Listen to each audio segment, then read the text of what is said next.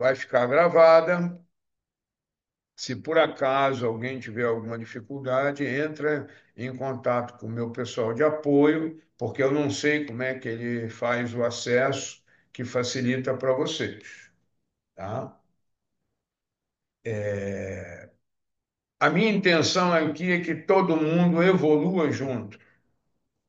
Então, a minha intenção aqui é fazer por onde vocês conheçam, né? Vocês sejam iluminados com alguma coisa. E a partir daí vocês ouvirem outras opiniões, porque vocês vão estar ouvindo uma opinião, que é a minha. E tem um montão de outras opiniões por aí. E aí seria interessante até que vocês comparassem e depois discutissem entre vocês. Então, hoje eu vou falar de liberação miofascial manual e instrumental e o importante, a diferença. Tá? Acho que muito pouca gente aqui foi minha aluna, então eu vou fazer uma coisa importante que é apresentar, me apresentar. Esse me apresentar às vezes me incomoda, porque algumas pessoas não se adaptam bem ao meu modelo. Tá? Eu tenho um modelo esquisito, eu sou super esquisito, sempre fui super esquisito e só faço coisas esquisitas. Eu sou professor de educação física, eu sou fisioterapeuta, eu sou especialista em psicomotricidade, eu sou especialista em osteopatia, sou mestre em educação e desenvolvimento humano, mas isso aqui é titulação. O que eu realmente tenho é uma energia para fazer aquilo que eu faço, aquilo que eu gosto. Eu sou um estudioso, eu não sou pesquisador. E como estudioso, eu não vendo franquia daquilo que eu falo, não tem ninguém que me substitua, eu gosto de fazer as coisas e não pago royalty de nada daquilo que eu falo. Então, tudo aquilo que eu falo é fruto do meu estudo, é fruto da minha experiência, é fruto de anos e anos e anos de trabalho, observação, paciência. Então, o que eu vou falar para vocês hoje aqui é fruto da minha experiência, não só de 43 anos de ensino superior, principalmente na mesma instituição, e 35 anos de experiência no hospital de grande porte. O meu hospital me deu a condição de eu fazer muita experiência clínica, desenvolver muita experiência clínica. Então, quase toda novidade que aparecia, eu podia constatar alguma coisa de positivo ou negativo naquilo que me era apresentado. E isso incomodou muita gente, porque vinha muita coisa do norte da Europa, e aí essas coisas que vinham do norte da Europa nem sempre eram adaptáveis aqui. Nós estamos no Brasil, né, no Rio de Janeiro, o calor do demônio, e a experiência vinha da Bélgica, que é completamente diferente. Então, eu pude fazer algumas adaptações para a nossa realidade, para o nosso mundo. Então, liberação miofascial instrumental, ou melhor, a liberação miofascial, ela não libera nada, ela não tira algema de nada, ela não solta coisa nenhuma, porque falam da liberação miofascial como se estivesse tirando a pessoa de dentro do caixão, tirando a pessoa de dentro do armário, tirando a pessoa de dentro de alguma coisa. E a liberação não faz isso, tá? A diferença básica é que a liberação miofascial manual, ela utiliza como ferramenta a nossa mão, a nossa mão. E a nossa mão é uma ferramenta que, inicialmente, no mundo das terapias, ela foi a ferramenta inicial, E hoje ela continua sendo a ferramenta mais importante, principalmente na avaliação clínica, que é onde acontece um grande número de complicações, porque a maior parte dos desencontros não estão nas técnicas nem nas terapêuticas. Os maiores desencontros estão na avaliação. Eu vejo o especialista fazendo um procedimento que não tem razão nenhuma. Aí, quando você pergunta o porquê, para quê, a coisa fica meio destrambelhada.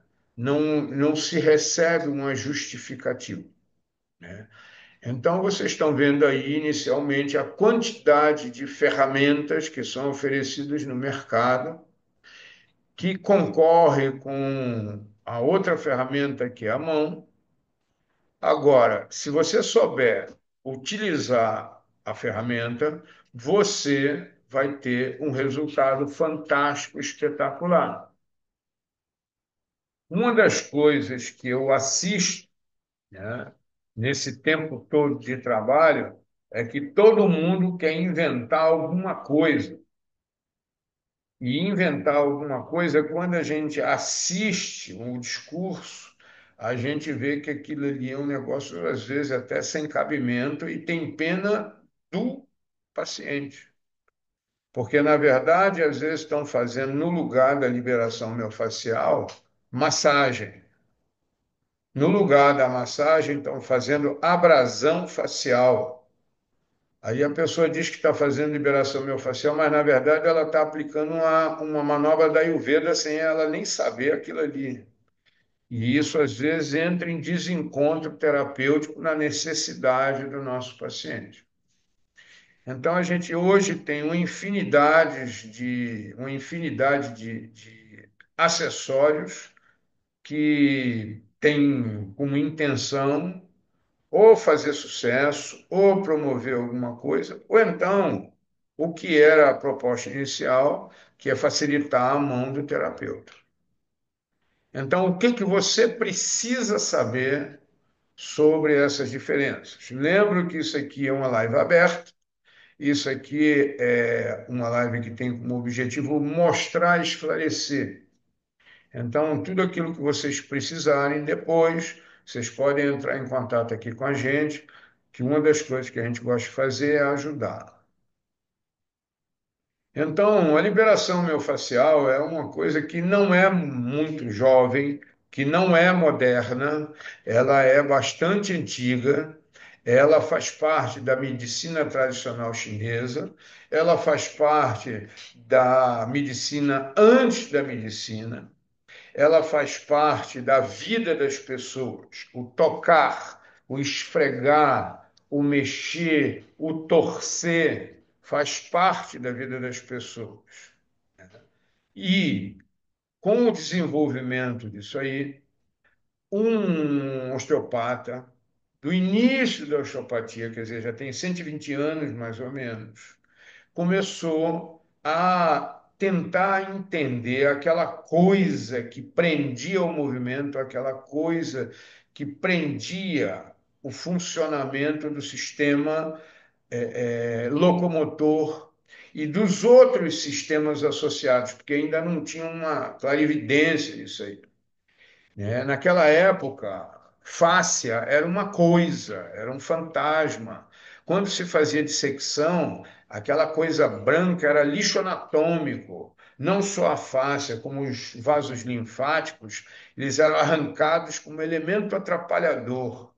Muito tempo depois, ou então quase que recentemente, é que essas descobertas é que foram clareando que muita queixa digestiva não era gastrointestinal, era facial, porque a motilidade do sistema digestivo estava comprometida por um trauma, que pode ser um trauma mecânico, pode ser um trauma químico, pode ser um trauma emocional. E a osteopatia foi, por ser uma medicina, ela foi fazendo o enlace da motilidade com a fisiologia. A motilidade, ela interfere na fisiologia, a fisiologia interfere na motilidade. Então, são objetivos completamente diferentes em determinados momentos. O que se faz em termos manuais, o que se faz em termos instrumentais. A liberação miofascial, que se fala tanto hoje, ela nasceu dentro da osteopatia, se desenvolveu dentro da osteopatia, depois ela se bifurcou por dentro de outras ciências, porque a fáscia é um tecido fantástico. E esse tecido fantástico, ele interfere em quase tudo. Ele interfere em quase todas as regiões, em todos os segmentos, em todas as situações. Por isso que o tecido facial hoje, ele é interpretado não como um tecido, mas como um sistema de transmissão, que pode transmitir força, pode transmitir informações neurológicas, pode transmitir imunidade, pode transmitir hidratação. Então, como o sistema facial é um sistema altamente complexo, hoje, em 2025, ainda a ciência tem grandes surpresas, né? Ainda não conseguiram nem medir a extensão da fáscia. E às vezes fazem informações métricas buscadas não em laboratórios, buscada um pouco em experiência de achismo. Então, seria legal que todas as informações que vocês recebessem, vocês tentassem fazer uma confirmação. Hoje, a inteligência artificial está facilitando muito isso. Se vocês pegarem a inteligência artificial e forem buscar o ARD, vocês vão encontrar alguma coisa. Antigamente não se encontrava quase nada, a não ser esse livro vermelhinho dele, que é um livro raríssimo, que está na Associação Americana de Osteopatia. Então, a liberação miofascial manual, ela nasceu dentro da osteopatia como ciência, não como coisa doida. A instrumental, ela começou na medicina tradicional chinesa, o Guaxá, e dentro da ciência do mundo, como muitas coisas que eram feitas de forma ou empírica ou de forma experimental. É aí que a coisa aqui deu a folha. Então, o objetivo da liberação miofascial manual é restaurar o equilíbrio funcional. Então, não é uma coisa que tem como objetivo medir, mas ela consegue fazer muito o paciente sentir e perceber. Então, quando você toca no paciente, você sente o paciente e o paciente sente o que você está mostrando para ele. Então, uma das qualidades da liberação miofascial manual é a comunicação entre o terapeuta e o paciente. Então, quando eu meto a mão no meu paciente para fazer uma liberação miofascial, que não é fazer atrito, que não é fazer tortura, que não é fazer interrogatório, é recuperar a simetria e a harmonia do movimento.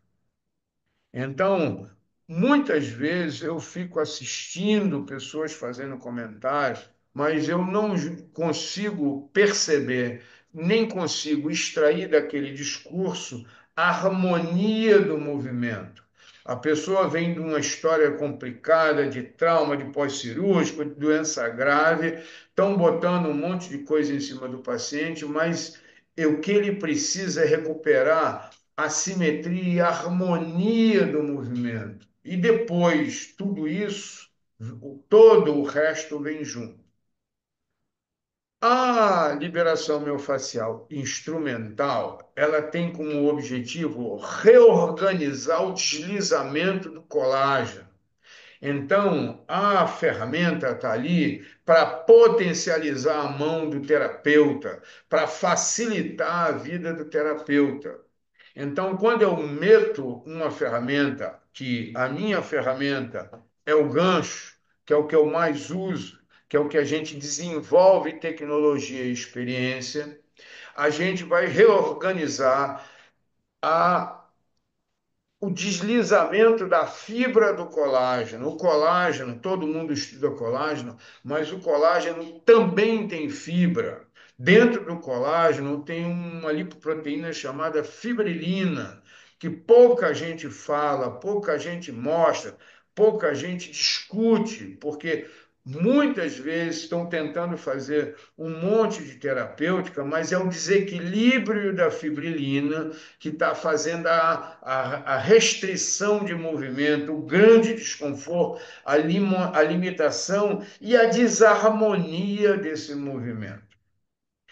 Quando eu reorganizo o deslizamento da fibra do colágeno, eu vou recuperar a coordenação funcional. Os testes de coordenação são neurológicos perfeitos, mas a coordenação funcional é uma coisa que o paciente sente, percebe, ele vê, ele não quer saber daquela explicação.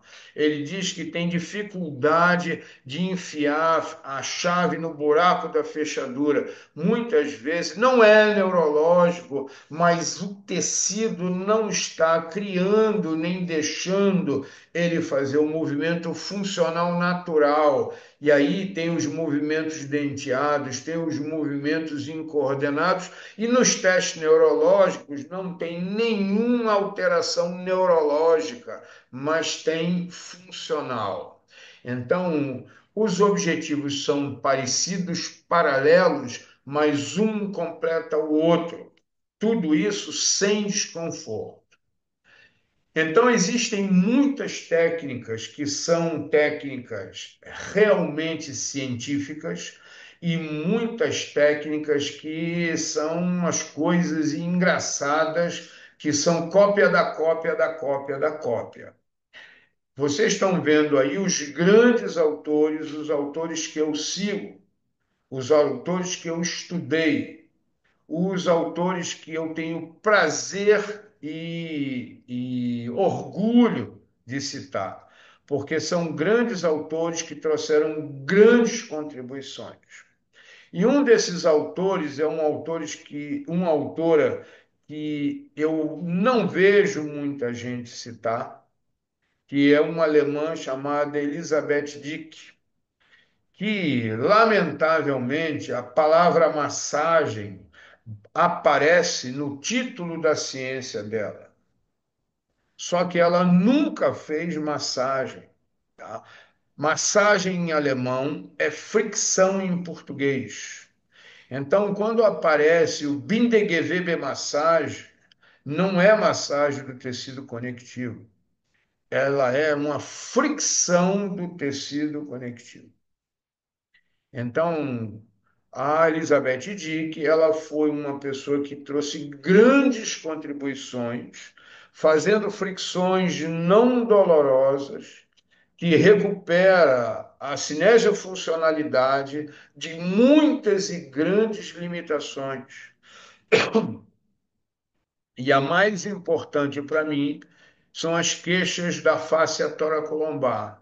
Todo mundo fala muito de lombalgia, todo mundo fala muito da lombar, mas antes de um trabalho que eu publiquei junto com dois ex-alunos que eu gosto muito, que é o Bruno CG e o André Coelho, ninguém falava de face toracolombar. Nós levamos um ano e meio pesquisando para fazer a revisão anatômica. Aí a funcional veio depois. Então, 24 das 120 lombalgias têm comprometimento da face lombar, e isso nos foi mostrado pela Elizabeth Dick. Nenhum dos outros autores fala isso. Tá? E eu troco figurinha com alguns que ainda estão vivos aqui. Então, existe uma enorme diferença entre a liberação miofascial manual e a liberação miofascial instrumental. E tem toda semana aparece uma ferramenta nova, com uma tecnologia nova, que quando a gente confere, a gente vê que é a repetição de alguma outra coisa que não acrescenta quase nada. Indicações. Para que que serve a liberação miofascial? Tá? Ela vai trabalhar em cima das hipomobilidades. Então, aquela pessoa que tem frouxidão ligamentar, que tem hipermobilidade, síndrome de Marfan e um monte de outras lesões do jiu-jitsu, da queda de motocicleta, que são traumáticas, mas que deixam hipermobilidade, a liberação miofascial não vai ter grandes contribuições. Ela vai ter uma grande contribuição na hipomobilidade. Quando você mete a mão no teu paciente, seja lá onde for, e você encontra uma restrição do deslizamento que dá uma sensação de amarrado, parece que está tudo grudado, parece que está tudo preso. É esse o discurso do paciente. O paciente diz que parece que tem uma coisa que prende. Muitas vezes, essa coisa que o paciente sente não produz dor, produz limitação, sensação ruim, desconforto. A palavra desconforto é uma palavra muito importante, porque esse desconforto aparece antes da patologia, aparece antes da doença, aparece antes até do paciente descobrir que tem alguma coisa mais profunda. E a conclusão disso chama-se dor inexplicável. Isso vai evoluindo, evoluindo, evoluindo, e o paciente chega com a dor, ele sente uma dor que ele já fez isso, 30 tratamentos e ninguém botou a mão nele para sentir o que ele está tentando te falar. É falar com a mão, tá? É ouvir a articulação, é ouvir o deslizamento intertissular. A liberação miofascial, tanto manual como instrumental, ela não dói nem deixa marca, porque a maioria das queixas faciais não são superficiais, elas são profundas. A queixa que limita muito não é uma queixa superficial, é uma queixa da fáscia capsular, é da fáscia profunda. Então, se a queixa é profunda, por que que eu vou deixar uma marca superficial? A minha recuperação vai ter que ser objetivada ao tecido profundo. Então, categoricamente, liberação miofascial não deixa marca e não dói. Se dói, tem alguma coisa errada, ou na dose ou no paciente. Você pode estar fazendo um tratamento inadequado para um tumor. Você está apertando um tumor. Você está esfregando uma ruptura muscular. Você pode estar fazendo uma fricção num tecido vascular, você pode estar friccionando uma vasculite. E se você friccionar a vasculite, você pode fazer uma tromboflebite, que são contraindicações para esse tipo de trabalho. Então, um grande esclarecimento, seja lá para quem for que estiver me ouvindo, liberação miofascial não dói, ela pode doer na avaliação, mas o tratamento não dói, nem deixa marca. Tá? Se deixou marca, temos que pesquisar, porque essa pessoa pode ter uma fraqueza vascular, uma hipersensibilidade cutânea, ela pode ter fragilidades não só de tecido, mas também dos vasos. Não usa lubrificante, liberação miofascial é a seco, não é com lubrificante. Não usa creme, não usa pomada, não usa óleo, não usa nada. É a seco. Você viu alguém fazendo algo, não, já não é liberação, já virou massagem. já virou sabonetagem, estão sabonetando o paciente. Já virou espuma, já estão fazendo espuma em cima do paciente, que às vezes estão ganhando tempo num tratamento, que é o que a gente chama de embromoterapia. Estão embromando o paciente durante aquele tratamento. Então você já juntou três coisas aqui: não dói, não deixa marca e não usa lubrificante. Então, quando você faz a liberação miofascial manual, ela não produz hiperemia profunda. Ela não produz hiperemia profunda. A instrumental pode produzir hiperemia profunda. Peraí, desculpe, eu troquei os lados. A liberação manual não produz hiperemia. Não fica vermelho, não fica quente, não fica esquisito. A instrumental tem como objetivo produzir hiperemia profunda. Por isso que ela faz verdadeiros milagres. Quando a fricção é feita no lugar certo, na direção certa, para o tecido exato, ela produz verdadeiros milagres. Quando imediato. Então, liberação miofascial manual não produz hiperemia, não fica vermelho, não fica quente. A liberação miofascial instrumental vai produzir hiperemia profunda, mas sem dor. Vai produzir uma vasodilatação, tanto arterial como venosa, profunda.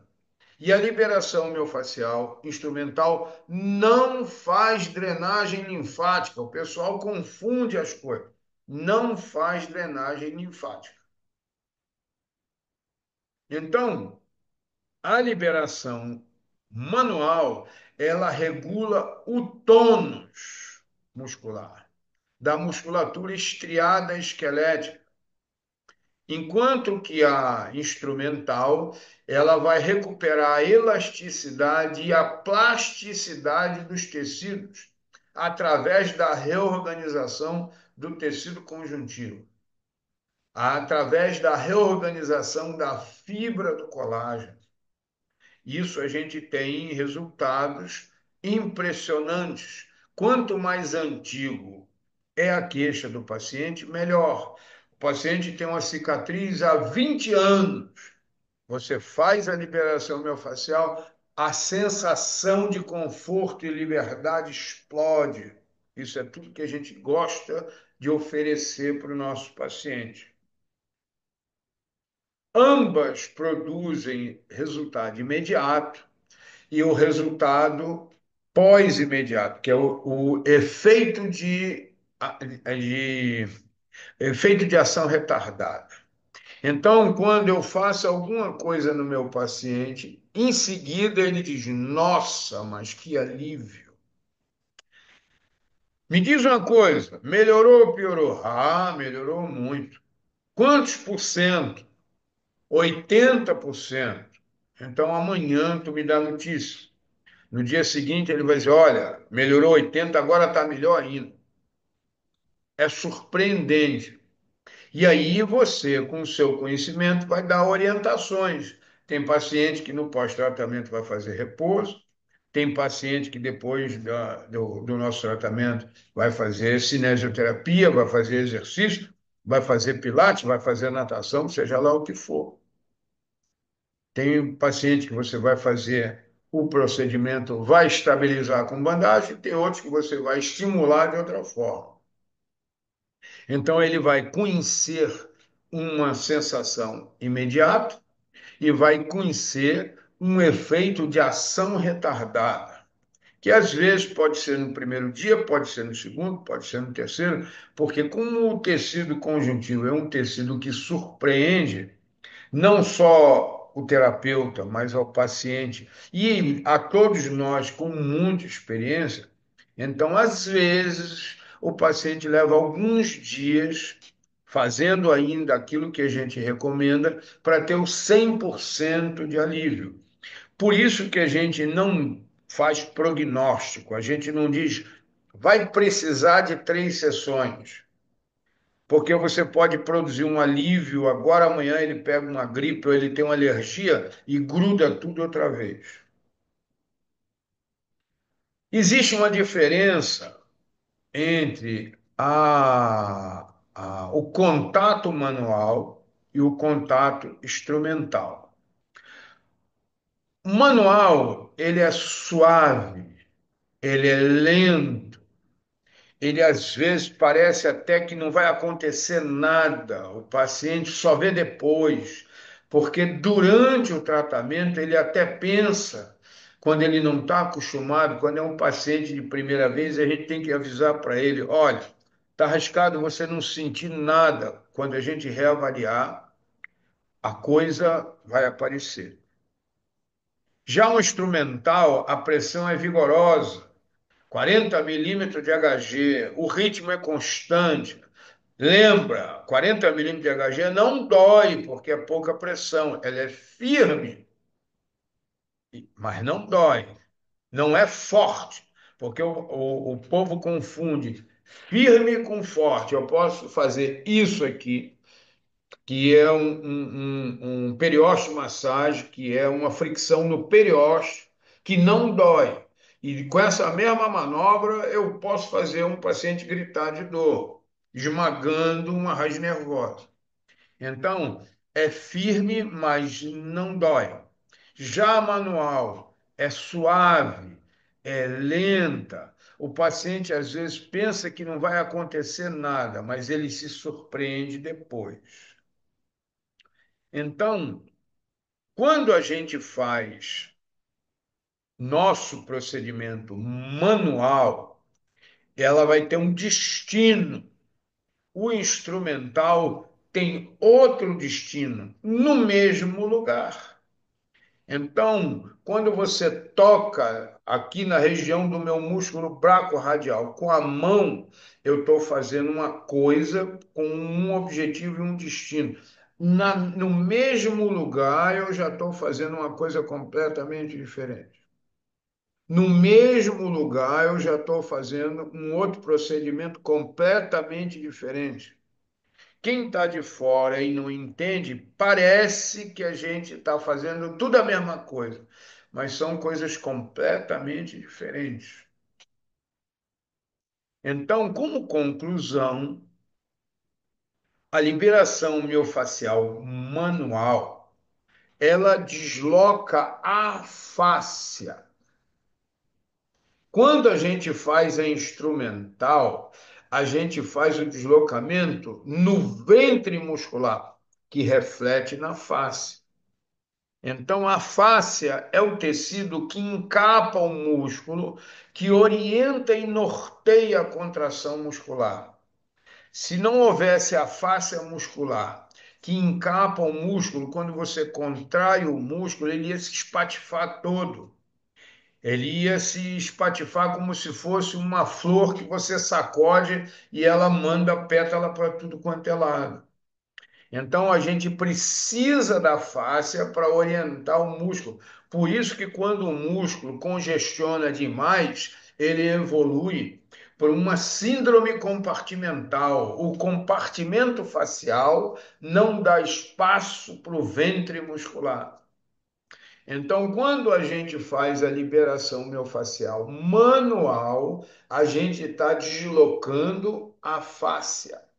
Quando a gente faz a instrumental, a gente está deslocando o músculo, mas deslocando o músculo, eu estou interferindo na fáscia que encapa esse músculo. E todo músculo é encapado por fáscia, e entre um músculo e o outro tem uma fáscia de conexão e ligação, e tem uma outra fáscia de transmissão. O tecido é o mesmo, a organização dele é que muda, a situação local é que muda. Então, conforme você faz um procedimento, ele tem destinos diferentes e objetivos diferentes. Essa é a referência que eu costumo consultar Até hoje, esses são os mais modernos, são os que eu mais gosto, porque conforme a gente vai envelhecendo, a gente vai se familiarizando mais com um autor, menos com outro. Então, tem autores que eu dou preferência, tem autores que eu gosto mais, tem autores que eu não concordo, mas o trabalho dele é fascinante, porque a minha realidade é diferente da realidade dele, né? Então, esse aí tem seis exemplos diferentes, né? Completamente diferentes, uns com mais vigor, outros com mais profundidade, né? Cada um criando a sua situação. Esses daí são os que eu mais gosto, né? E aqui são suas evoluções, né? Eu gosto muito, muito do Guimbertot, que é esse do meio de cima. Ele foi uma das primeiras pessoas a filmar a face viva, né? E alguns outros autores pegaram aquela filmagem dele e desenvolveram seu tratamento, desenvolveram a sua metodologia. Muito bem, espero que tenham gostado. Se desejarem fazer alguma pergunta, abra o seu microfone ou então levanta a mãozinha. Estou tentando botar aqui que saiu do lugar aqui, só um instantinho.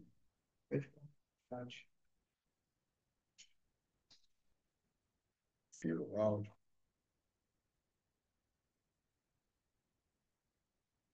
pessoas, 100 pessoas. Alguém está perguntando aqui, adoraria saber sobre cursos. Entra no nosso Instagram. Guilherme Brum. Guilherme Brum ficou impressionado com o crochetagem dele. Abalou o cara.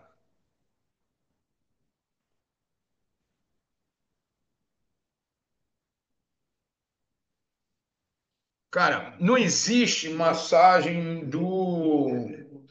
Alguém perguntou aqui, às vezes a pergunta é escrita dessa forma, eu interpreto como eu estou lendo. Miofácil e massagem do tecido conjuntivo é a mesma coisa. Eu não entendi direito essa pergunta, né? Não existe massagem do tecido conjuntivo, é fricção do tecido conjuntivo, tá? Que foi descoberta, desenvolvida e publicada no meio da medicina como uma liberação miofascial, é uma fricção, não tem massagem. Elizabeth Dick nunca fez deslizamento superficial, nunca fez deslizamento profundo. É fricção, fricção em J, fricção longitudinal, não é nada disso, são traços, não tem nada a ver uma coisa com a outra. Aí alguém que perguntou quando será o próximo Crochetagem Day no Rio de Janeiro. Ainda não sabemos, porque depende de muita coisa, porque é uma organização muito trabalhosa. Ainda não temos esse próximo encontro. Alguém está perguntando, acho que Camila, é muito miúdo, né? Existe o curso em alguma plataforma e-book? Existe o curso online. É só você entrar lá no Instagram que você acha a gente, ou acha eu, professor Henrique Bongart. Tudo que for azul e amarelo nos conduz a um encontro. Olha, qual seria o problema de você usar liberação miofascial com creme de massagem? Você está jogando a terapêutica fora. É a mesma coisa que tomar banho sem sabão. Você está molhando, mas não está lavando. Então, você está tirando a fricção, está tirando o deslocamento. É que pula tudo aqui.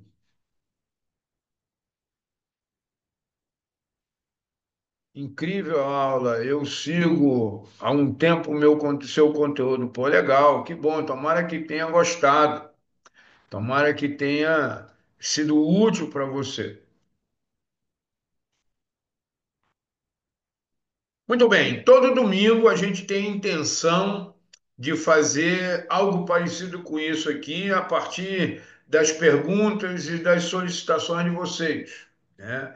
Eu tenho 4 toneladas de assuntos para apresentar aqui, e conforme for sendo do interesse de vocês, eu vou colocando aqui, porque eu faço aquilo que eu gosto, do jeito que eu gosto, aonde eu gosto. Eu agora.